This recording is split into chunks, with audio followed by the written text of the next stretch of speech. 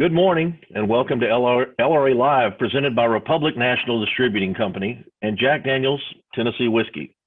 RNDC is a family-owned business that's evolved. Empty.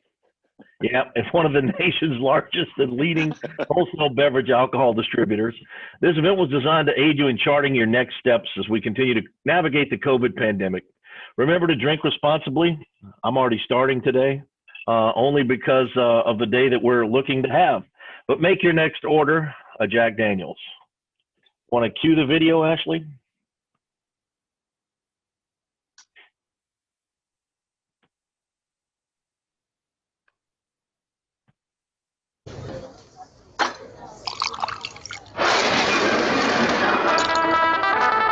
I've always wanted to do that. We'll have one of everything. I always wanted to do this.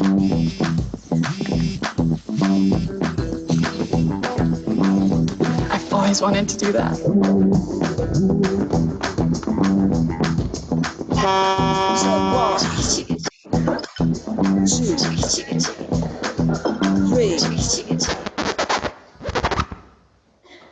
always wanted to do that. I always wanted to do that!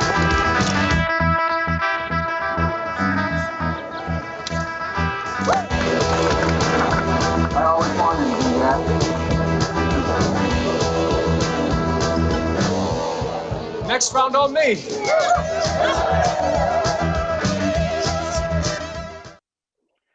All right, I'd like to take a moment and thank our session sponsor, Taco Bell and B&G Foods, which operates over 160 Taco Bell restaurants throughout Louisiana, Mississippi, and Texas.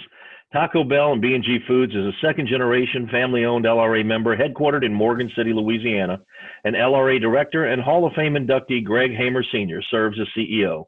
I want to thank Greg, Taco Bell, and our friends at B&G Foods for sponsoring today's session.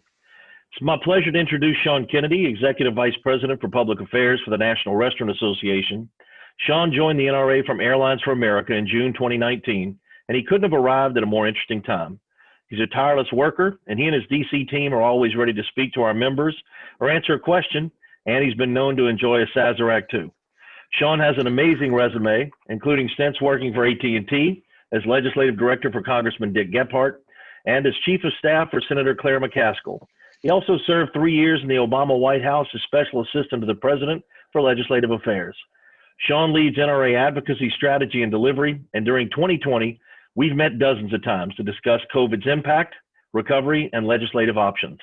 Our goal in this session is to gain Sean's insight on the recent national election and what its impact may be to our industry. We'll do it in the form of questions. First, Sean, welcome to LRA Live, and do you have any opening thoughts or comments? I can't believe you have me following that Jack Daniel's ad because I'm distracted, you're distracted, everybody is watching this is distracted, but we'll somehow make politics just as I've always wanted to do that and relevant as that Jack Daniel's ad. It helps to have some truth serum. Is that it? That's what we need? Listen, thanks for having me. And Stan, thank you. This weekend marks the 8-month, I don't want to call it an anniversary because that's something you celebrate, but the 8-month mark since restaurants were shut down, Hoboken, New Jersey being the first city to shut down. And what I have realized is here in Washington, if there is a meeting of more than 4 restaurant industry execs, if there's a task force, if there's a blue ribbon committee, a dog catching committee, or anything in between, Stan is either the recording secretary, the vice chair, or the chair, and you have just unlimited bandwidth, but we are all so much better for it. So I really want to take the time and thank you from Washington because you do great work in Louisiana, but you're such a leader for us on our national efforts as well. So thank you for that. I don't know what's best. I have some thoughts overall on sort of what the elections mean at a macro level. We can talk a little bit about some of the specific things we're playing on, but if that works for you, Stan. Kick it off. Okay. So look, as we're all living headline to headline right now, if you were looking for sort of what is the biggest headline that is coming out of this, and now he drinks in front of me, it's really that American voters were voting for competent sort of center-right leadership. Why did Donald Trump lose the presidency? He lost because he failed to manage COVID in a competent way, and he created too much excessive chaos and division. Why are House Democrats about to lose, about to end up with the smallest majority that they've had in decades? Voters are afraid that Democrats are just too hyper-aggressive, too hyper-partisan, and they're looking for something in the middle. So the big questions really remain unresolved. Both parties are going to face huge internal battles over what does it mean to be a Democrat in 2021 rather. What does it mean to be a Republican? Biden has been elected as a transitional leader, not a transformational one, a transitional one. He's been hired to manage COVID, to lower the volume a little here in Washington. And his ability to do more is really going to depend on his success in managing this pandemic. The Washington elections, if you had to call it, or the national elections, it's a split decision. The turnout was about 66.4%, which is the highest since 1900. The White House flipped, obviously. But the Senate only picked up, Democrats right now have only picked up one seat so far, and no flip. Those are the weakest Democratic coattails you've seen in a long time. And it's the first time a Democrat's been elected to the White House and has not had the Senate since Grover Cleveland in 1884. The House is even more stark. Republicans right now are up 11 seats. They are within a very good striking distance to take the chamber back in 2 years. This is the narrowest margin that Democrats have had in decades. It's the weakest House coattails since JFK in 1960. And to us, one way to look at what do coattails mean is when voters are saying there needs to be major change. If you look at the presidencies where the president has won and the House has seen major pickups, Obama, Reagan, FDR, Lincoln, those were the races where people said, we need change in a big way and we're going to vote accordingly. States, this is the fewest legislative chamber switches since 1946. Republicans gained 2 chambers nationwide or statewide and 1 governorship. And then last, if you sort of look at what did Trump do right over Clinton that Biden got right again over Trump? Trump really cut into a lot of what Obama's coalition and took a lot of Clinton voters. Biden took a lot of those back. If you look at how Biden compares to Clinton, Biden got 20 percentage points higher with white men with no college degree, 20 points higher, 12 points from suburban voters. Where did he lose relative to Hillary Clinton? African-American women by 7 points, and then Latino men, Joe Biden lost 17 points. Again, a lot of fears. That's where the socialism moniker begins to kick in. What are the key Biden attributes and considerations that come in? For us, I think that the best thing you could say about it, it's possible that only he can fix it. You look at Joe Biden, he is a legislator more than he's an executive. He's comfortable cutting deals. He's a party centrist, much more than an ideological moderate. So he can find a compromise with anybody. He's an institutionalist. This guy is a creature of the Senate. He has an optimistic view of the GOP. He is not one that's going to demonize the GOP. You think about people like Howard Baker or Bob Dole. He's that kind of a leader. He has a good relationship with Mitch McConnell. And last, he's a transitional figure, and he knows it. He knows what he is. He is here more to govern than to do a revolution. So then we start moving into, well, how much can get done in 21? And it really is, it's too early to say. If I was going to argue the case for getting more done, you've got the top 3 leaders, Pelosi, McConnell, Biden. If you do it's a scary number, 113 years combined experience cutting deals. The COVID crisis has brought people together saying they want a solution. You have moderates on both sides of the aisle that want to see progress on things.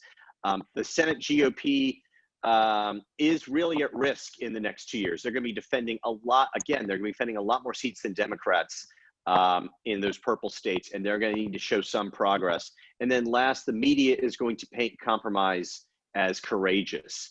If I was going to look at the glass as half empty, both wings of the party are the AOCs and the sort of Tom Cotton wings are going to look at working with deals. They look at the other side as the enemy. And they're going to be driving both parties to say, this is not the time to do this.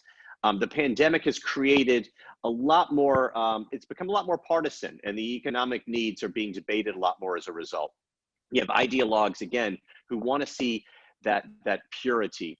And then last is Democrat. The biggest fear of a Democrat is to see someone even more liberal running against them in a primary. And the same is true on the Republican side. And that's been pushing a lot of people to say, I don't want to cut a deal. I don't want to be seen as, I mean, if Donald Trump's going to have such a long reach from wherever he ends up in a few months. He's going to have such a reach with Republicans where they're not going to want to piss off President Trump, or more importantly, the voters that still view themselves as Trump Republicans. And if he views them as moving ahead into a scary direction, you're going to see that. Let's pivot in. I'm just going to pull up two quick slides.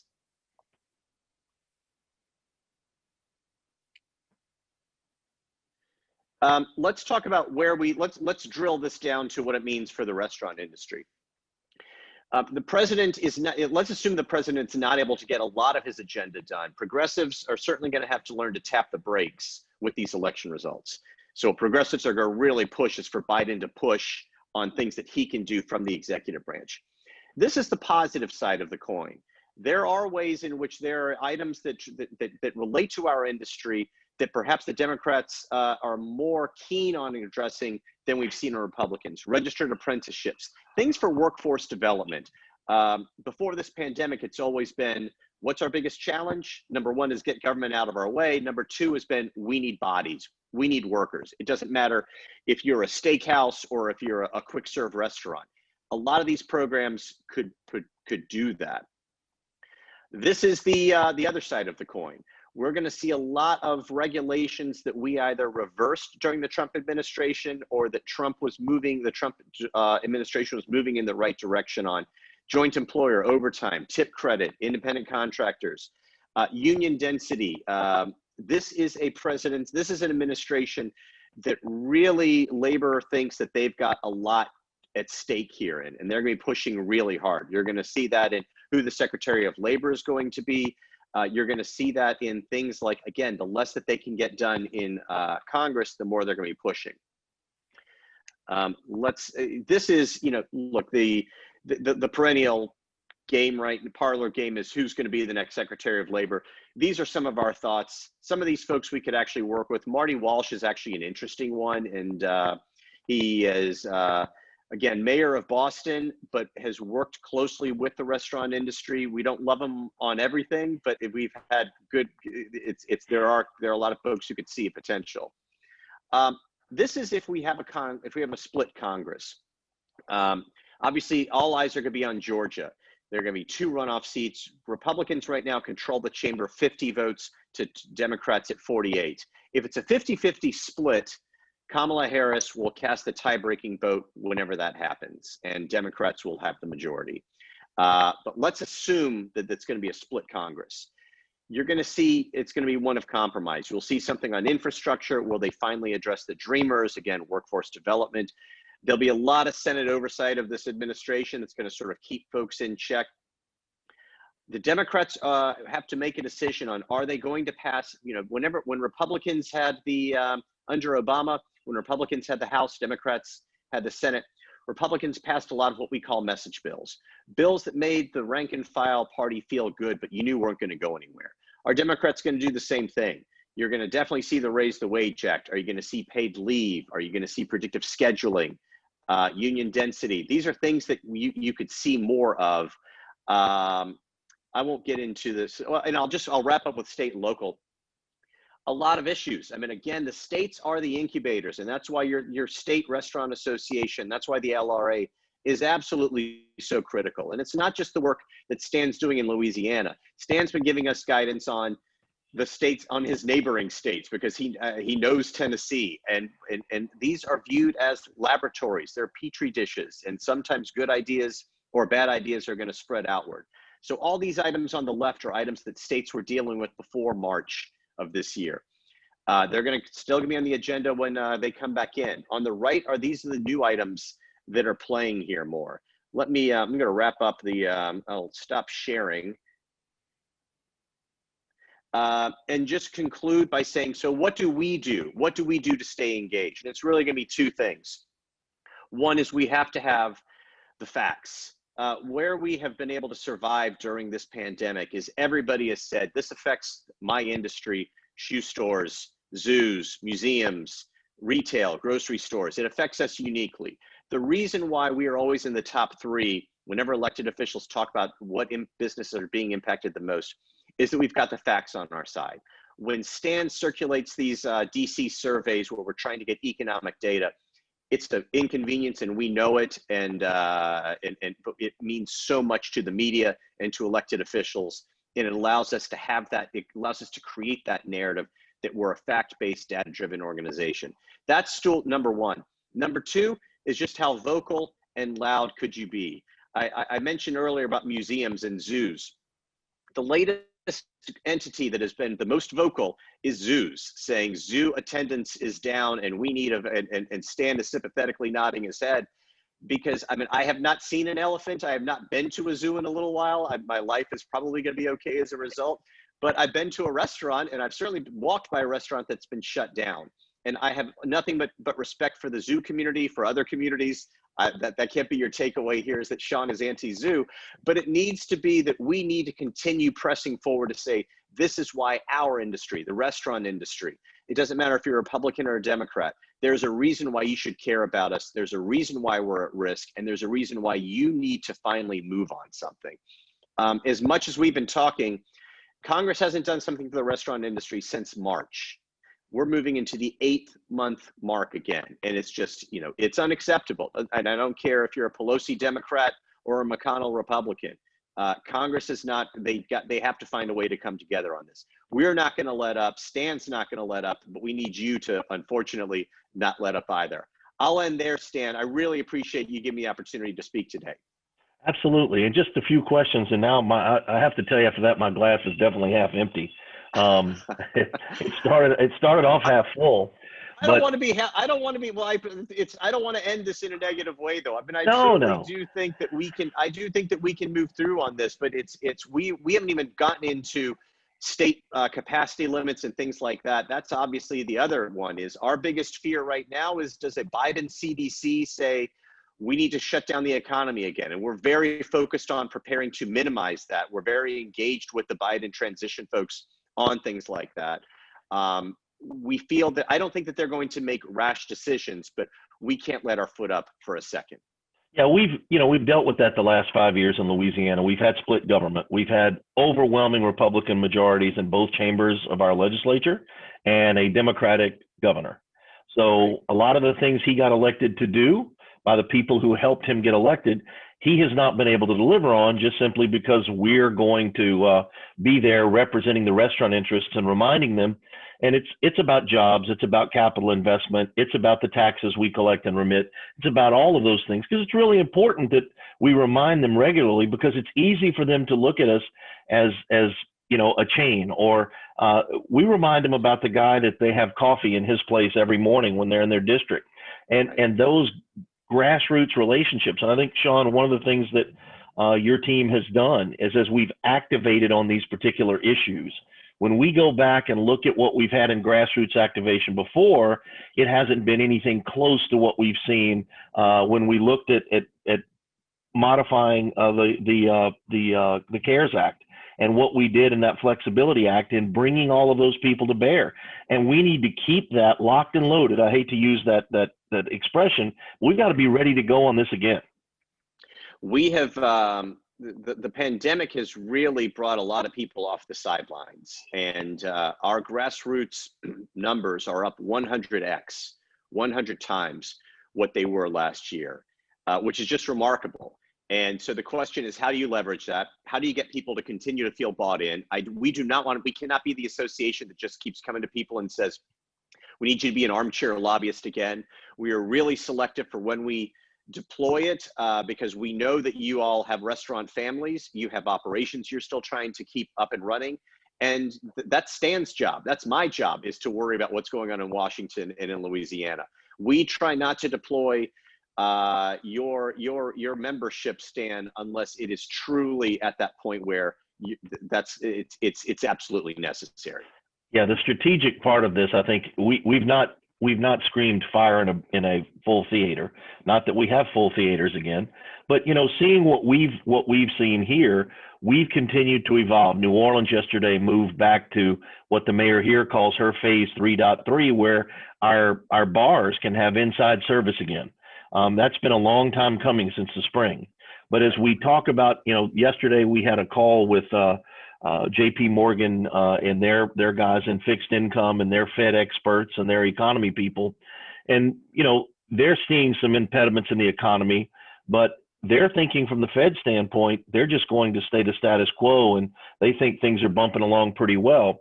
As we go into a lame duck session, you think any thoughts of a possibility of additional industry relief? And I mean, we talk about PPP, we talk about how easy a solution that is. We talk about taking the funded money that hasn't been used. How do we become more like the airline industry, where we speak with one voice and we go there and we're able to harvest something that helps our members? Because as you've said, well, all the time, 8 weeks of money for an 8-month crisis is just not equitable. Well, the airlines they're still in a world of hurt as well. The advantage that what the airlines have that we don't have, to be honest, is my last trade association only had 10 members. There were only 10 major airlines. And so you can bring those 10 CEOs together, and they're rock stars, and they can try to move the needle, but they have hit the same proverbial headwinds that we have. They got something in March. They've said it's not enough. That money has expired, and they're now doing layoffs. What we have that the airlines don't have is ubiquity. There are communities in Louisiana that that don't really rely on airline service in order to make it by, that aren't tourism dependent. But they are dependent on restaurants. They do have a restaurant in that town. They certainly have a bar in that town, and they know that community, and they need them to survive. So we are so hyper local. The good news on the notion of a stimulus bill during this lame duck session. So during the lame duck session, as you all know, it's going to be the same people.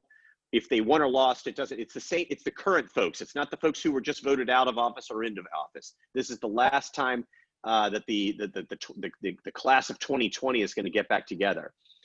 Democrats are going to lose seats in the House after this session.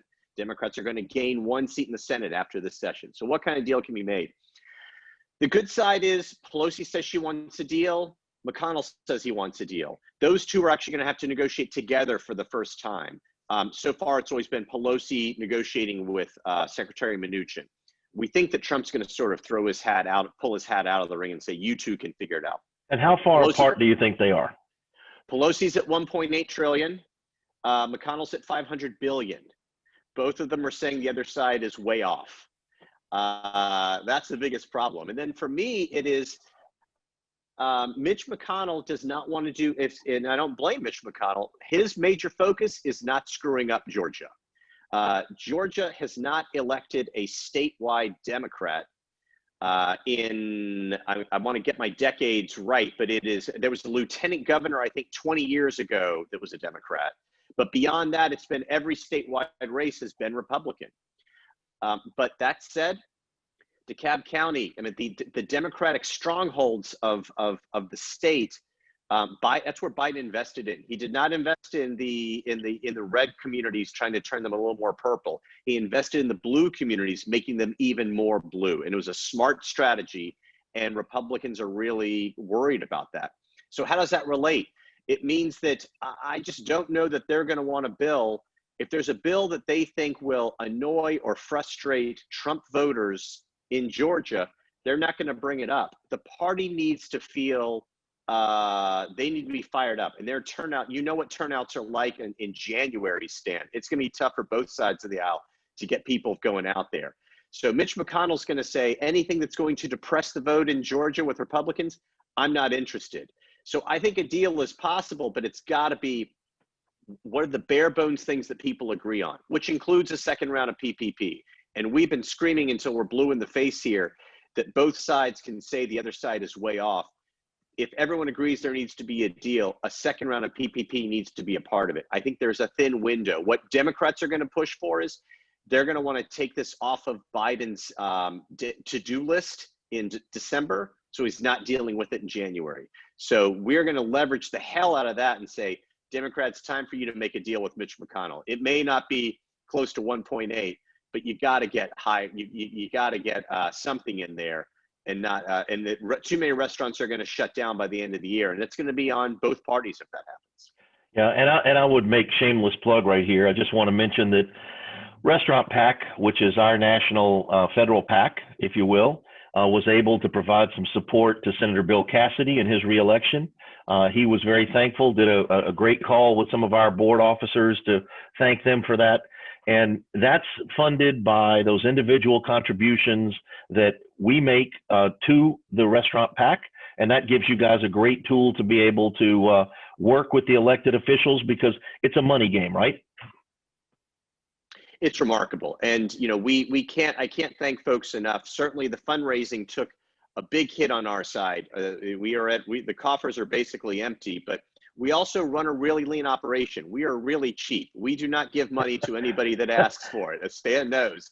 But when the case can be made of why we need to support Senator Cassidy, we invest, and we try to invest in a way that does it in a meaningful way. And Stan is so good at leveraging dollars and making them feel and look a lot bigger. So we are going to continue doing that. But anything that folks can do would certainly be appreciated, and we're happy to connect you with our site for more information. And if you want to make a corporate contribution, you can always give money to the Restaurant Advocacy Fund. We can give you information about that. That's important. Wrapping quickly, Sean, I know you're probably not going to be a subscriber to the Journal Nature after our zoo comments. I probably won't be either. But what's the most interesting thing that you've learned leading the advocacy efforts the last 18 months? What have you learned about the restaurant business? I think it is it's the people. It's the tenacity. It's the entrepreneurship. We used to do polling, Stan, where we would say, how are you doing? Are you going to be able to stay open for 3 weeks? And we stopped doing it because people wouldn't answer accurately, meaning that they would say, yeah, they would say to you, times are tough, but I'm going to find a way. And they are not going to shut down their restaurant. They're not going to lay off a shift. They're not going to scale back service until the bank is there clawing the keys out of their hands. Yeah, they're resilient. There's no question. And it's so fun. And the personalities, I thought I worked in an industry of big personalities in the airline industry, and they're then good. You met Ted Balistreri. That's right. And I met Stan Harrison, Ted Balistreri, and Melvin Rodrigue. There you go. It's a whole new world. But it's been good, and we are really uniting together. And the smaller battles that we used to have before my time, I understand, have just gone by the wayside, because unless you are doing nothing but serving round pizzas, or you have a takeout window and a delivery window, you're suffering. And that has united us in a way that is making us that much more effective in Washington. That's it. All oars are in the water, pulling in the same direction. Sean, thanks for your time. Remember, these sessions are being recorded and are available on our website at LRA.org. And for our attendees this session, you'll be entered into a drawing for 6 Happy Chef aprons, customized with your restaurant's name, valued at $250. We'll be contacting the winner by email. Sean, thanks for your time. Thanks for all you and your team do for us and this great partnership that we built together. Look forward to continuing to work together. Thanks so much for your time.